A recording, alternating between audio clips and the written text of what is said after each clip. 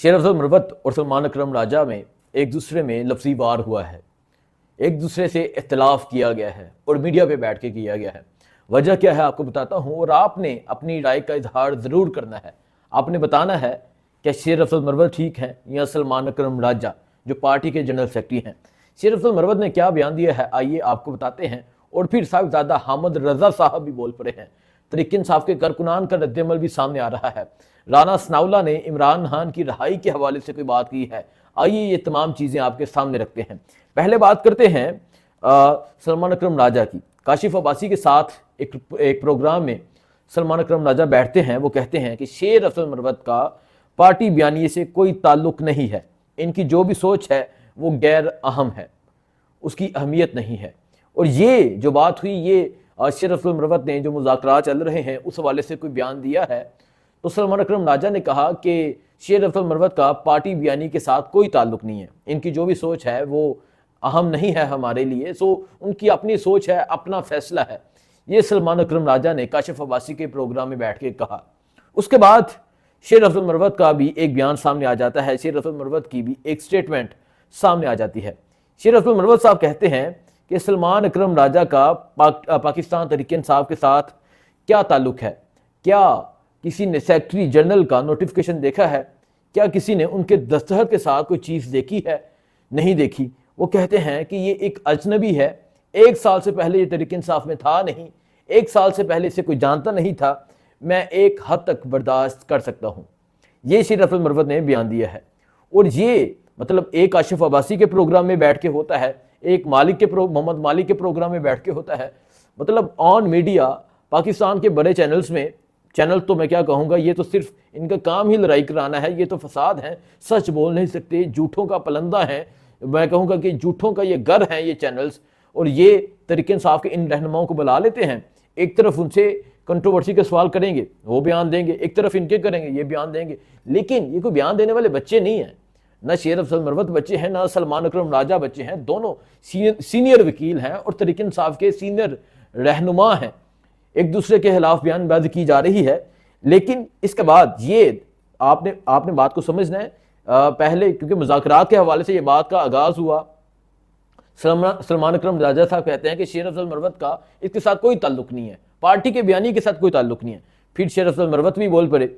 उसके बाद अभी साहिबजादा हामिद रजा साहब जो तर्जमान हैं इस मुज़ाकराती कमेटी के, वो कहते हैं कि इमरान खान साहब की वाज़िया हदायत मसूल हुई हैं कि 9 मई और 26 नवंबर के हवाले से अगर ये कमीशन नहीं बनते तो तीसरी नशिस्त के बाद मुज़ाकराती टीम किसी मज़ीद नशिस्त में नहीं बैठेगी। ये मैंने आपको पिछले व्लॉग में बताया कि इमरान खान ने कहा कि क्योंकि 2 मुज़ाकरात के 2 सेशन हो चुके हैं, उन्होंने कहा कि तीसरे के बाद अगर जुडिशल कमीशन नहीं बनता तो जो मुज़ाकराती टीम है वो फिर नहीं बैठेगी, फिर मुज़ाकरात नहीं होंगे। ये साहिबजादा हामिद रजा साहब ने कहा, ये इमरान खान का बयान है। और फिर वो कहते हैं कि सलमान अकरम राजा सेक्रेटरी जनरल पाकिस्तान तहरीक इंसाफ ने मुज़ाकरात के हवाले से सही पोजीशन बयान की है। इमरान खान साहब की हदायत वाज़िया हैं कि मुज़ाकराती अमल के हवाले से मुज़ाकराती कमेटी के सरबराह, तर्जमान और मुज़ाकराती कमेटी के अरकान के अलावा कोई भी शख्स पॉलिसी स्टेटमेंट जारी नहीं कर सकता। लिहाजा शेर अफजल मरवत या कोई भी और शख्स मुज़ाकरात के हवाले से बयान जारी करने का मजाज नहीं है और ना ही इनके बयान को पॉलिसी स्टेटमेंट समझा जाए। मुज़ाकराती कमेटी के हवाले से एक बात वाज़िया कर दूं कि हमने अपने शुहदा, ज़ख्मियों और मिसिंग पर्सनस के हवाले से कोई कंप्रोमाइज़ नहीं करना, न करेंगे और ना ही कमेटी का खेल खेला जाएगा। ये साहिबजादा हामिद रजा साहब ने बयान दिया है। देखें, ये बात अब समझने वाली है। हामिद रजा साहब सलमान अकरम राजा के हक़ में आके बैठ गए हैं, मतलब उनके हक़ में बात की है। और वो ये कह रहे हैं कि शेर अफजल मरवत का ये ताल्लुक ही नहीं कि वो इस हवाले से बात करें या मुज़ाकरात के हवाले से वो बात करें। ये इमरान खान की वाज़िया हदायत हैं कि इस हवाले से जो मुज़ाकरात के हवाले से बात करनी है वो मुज़ाकराती कमेटी के सरबराह, तर्जमान और जो अरकान हैं वो कर सकते हैं।